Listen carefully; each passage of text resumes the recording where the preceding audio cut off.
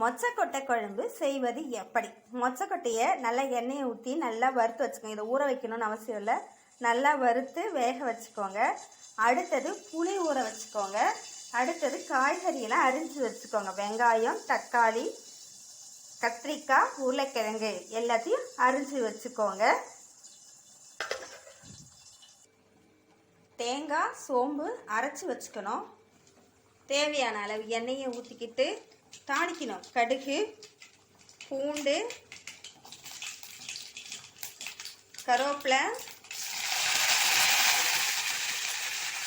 போட்டுச்சு. அடுத்தது வெங்காயம், தக்காளி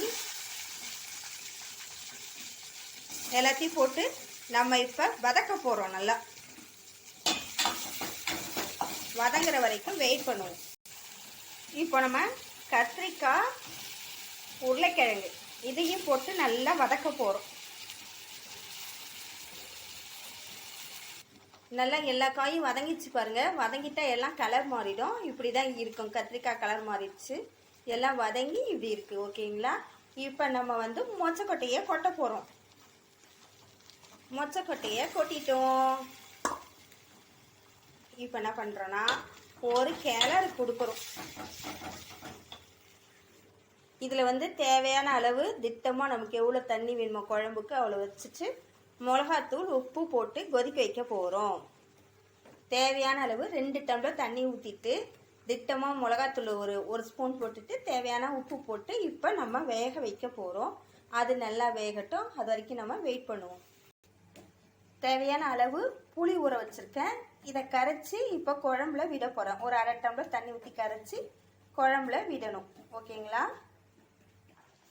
புளி தண்ணி கரைச்சி விட்டாச்சு. இதில் இப்போ நல்லா குழம்பு கொதிக்குது. ஆச்சி மிளகாய் தூள் யூஸ் பண்ணிக்கோங்க. இந்த குழம்புக்கெல்லாம் ஆச்சி குழம்பு மிளகாய் தூள் யூஸ் பண்ணாதான் டேஸ்ட்டாக இருக்கும். அடுத்தது இது நல்லா கொதிச்சதும் காய் வெந்த பிறகு நம்ம அரைச்சி வச்சுருக்க தேங்காய், சோம்புவை விட்டு கிண்ட வேண்டியது தான். கிண்டி ஒரு கொதி வந்தது இறக்க வேண்டியது தான். அது அப்புறம் காட்டுறேன். இப்போ நல்லா காய் வேகட்டும். காய் வெந்துடுச்சான்னு பார்க்கலாமா? இப்படி கிண்டிக்கும். இப்படி எடுத்து பாருங்கள். சூப்பர், எல்லாம் வெந்துடுச்சு. அப்படியே உங்களுக்கு டவுட் இருக்குன்னா, வேகலையான்னு டவுட் இருக்குன்னா ஒரு உருளைக்கிழங்கை எடுத்து நசுக்கி பார்த்துருங்க. அது நசுங்குச்சுன்னா வெந்துடுச்சின்னு அர்த்தம். ஓகேங்களா? இப்போ இந்த காய் வந்துட்டு நல்லா ஒரு 3/4 பதத்துக்கு வெந்திருக்கு. இதில் வந்து நம்ம என்ன பண்ண போகிறோம்னா அரைச்சி வச்சுருக்கோம் இல்லையா தேங்காயும் சோம்பும், அதை இதில் ஊற்ற போகிறோம். இந்த தேங்காய் சோம்பு தாங்க அதில் ஊற்ற போகிறேன். ஊற்றி நல்லா ஒரு 2 கொதி வரணும். இங்கே பாருங்கள். இப்போ தேங்காயும் சோம்பு இதில் ஊற்றிட்ட பிறகு இது கலர் பாருங்கள். இது வந்து ஒரு 5 நிமிஷம் அப்படியே கொதிக்கட்டும். நல்லா கொதித்து நல்லா காயெல்லாம் நல்லா வெந்த பிறகு நம்ம இறக்கிக்க வேண்டியது தான். அவ்வளோதான், குழம்பு ரெடி. மொச்சக்கொட்டை குழம்பு ரெடி.